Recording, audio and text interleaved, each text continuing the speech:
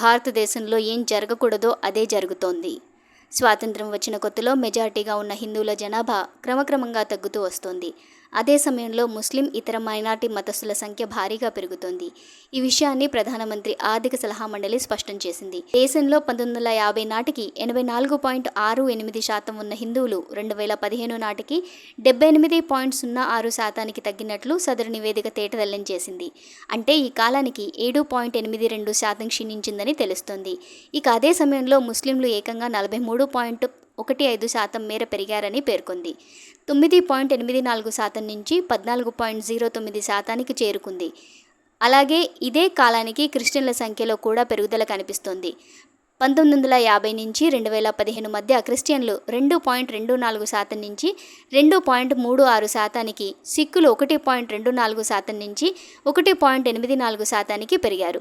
అయితే జైనులు, పార్సీల శాతం తగ్గిందని తెలిపింది. పార్సీలు 1950లో 0.03%గా ఉన్న వీరు 2015 నాటికి 0.004%కి, అంటే ఏకంగా 85% మేర తగ్గినట్లు సదరు నివేదికలో వెల్లడైంది. విధానపరమైన చర్యలు, రాజకీయ నిర్ణయాలు, సామాజిక ప్రక్రియల ఫలితంగా ఈ మార్పులు సంతరించుకున్నట్టు పీఎం ఆర్థిక సలహా మండలి నివేదిక తెలిపింది. షామికా రవి నేతృత్వంలోని ఈ సలహా మండలి మొత్తం 167 దేశాల్లో పరిస్థితులను అధ్యయనం చేసి ఈ మేరకు నివేదికను రూపొందించింది. అయితే ఈ నివేదికలో వెల్లడైన కీలకమైన విషయం ఏంటంటే, భారత్ చుట్టూ ఉన్న దేశాల్లో మెజారిటీ మతపరమైన జనాభా పెరుగుతుండగా మన దేశంలో మాత్రం మెజారిటీ వర్గానికి సంబంధించిన జనాభా తగ్గుముఖం పడుతోంది. ఆయా దేశాల్లో మైనారిటీ మతస్థుల సంఖ్య దారుణంగా పడిపోయినట్లు వెల్లడైంది.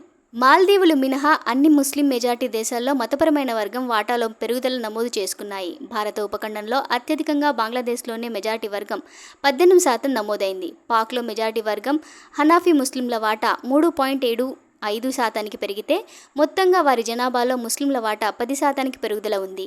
గత 60 ఏళ్లలో 35 అధికాదాయ దేశాల్లో మెజారిటీ మతస్థుల వాటా సగటున 29% క్షీణించినట్లు తెలిపింది.